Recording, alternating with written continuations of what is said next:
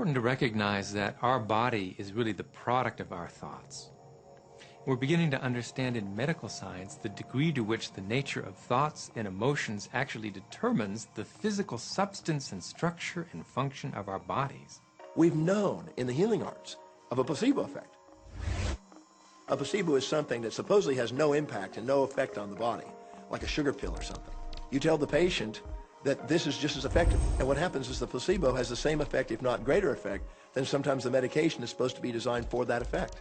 So they found out that the human mind is the biggest factor in the healing arts, more so than sometimes the medication.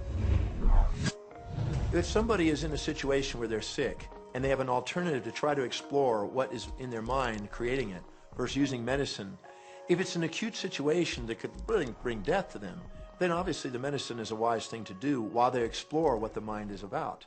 So you don't want to negate medicine. Every form of healing has a place.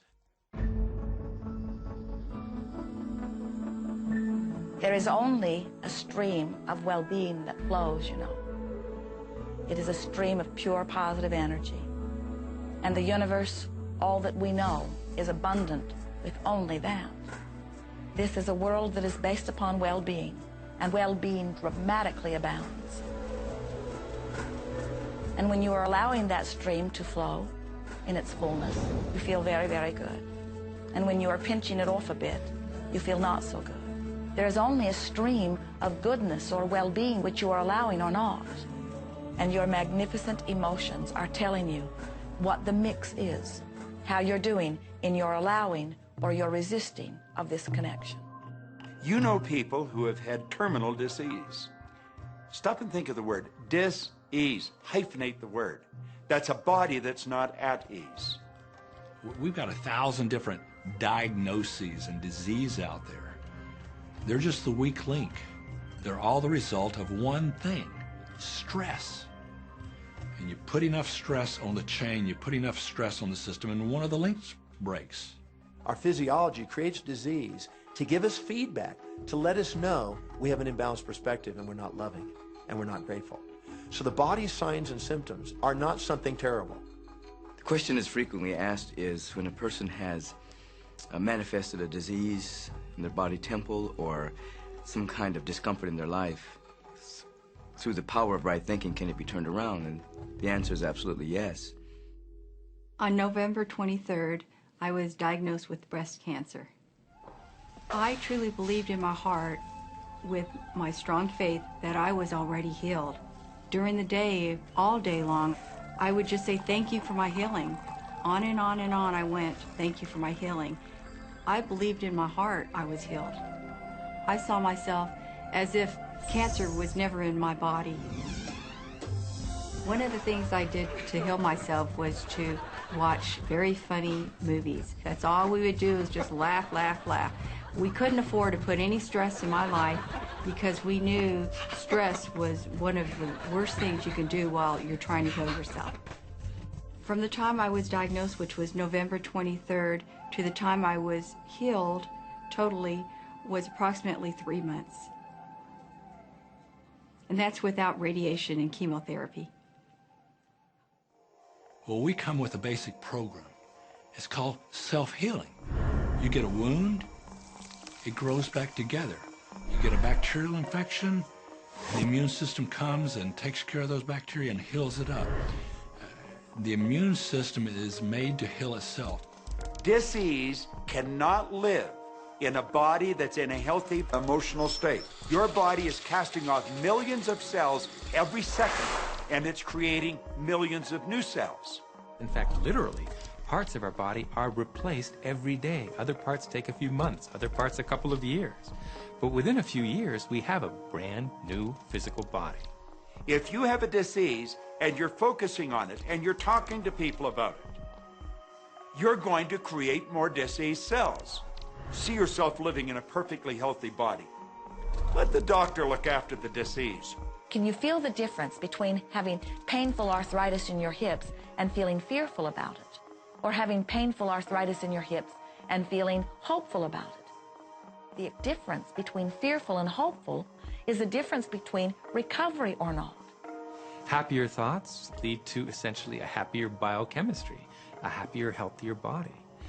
Negative thoughts, stress, has been shown to seriously degrade the body and the functioning of the brain, because it's our thoughts and emotions that are continuously reassembling, reorganizing, recreating our body. Remove physiological stress from the body, and the body does what it was designed to do. It heals itself. I've seen kidneys regenerated. I've seen cancer dissolved. I've seen eyesight improve and come back. I always say that incurable means curable from within. You can change your life, and you can heal yourself.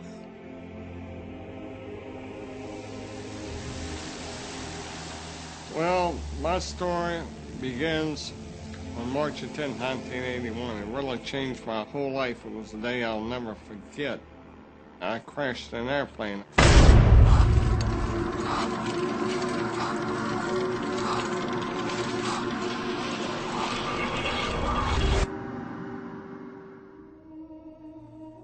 I ended up in the hospital completely paralyzed. My spinal cord was crushed. I broke the first and second cervical vertebrae.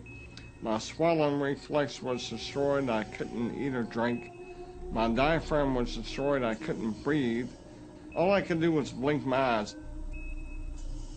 The doctors, of course, said all my life I'd be a vegetable. All I'd do is blink my eyes the rest of my life. That's the picture they saw of me, but it didn't matter what they thought. The main thing was what I thought.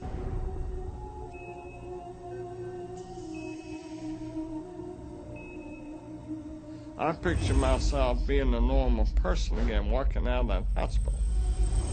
The only thing I had to work with in the hospital was my mind. As long as you have your mind, you can put things back together again. I was hooked to a respirator, and they said I'd never breathe on my own again because my diaphragm was destroyed. But this little voice kept saying to me, breathe deep, breathe deep.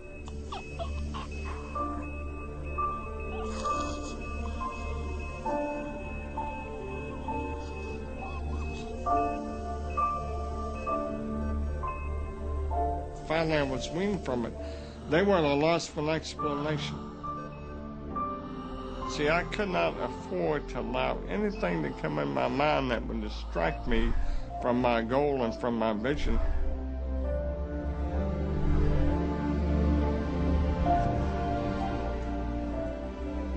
Well, I set a goal to walk out of the hospital on Christmas. That was my goal.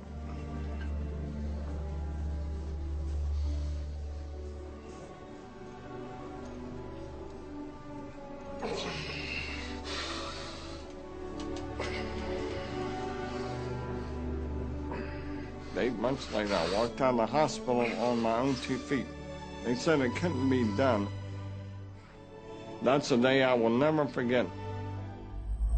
For people that are sitting out there right now watching this program that are hurting, if I wanted to sum up my life and sum up for people what they can do in life, I would sum it up this way in 6 words.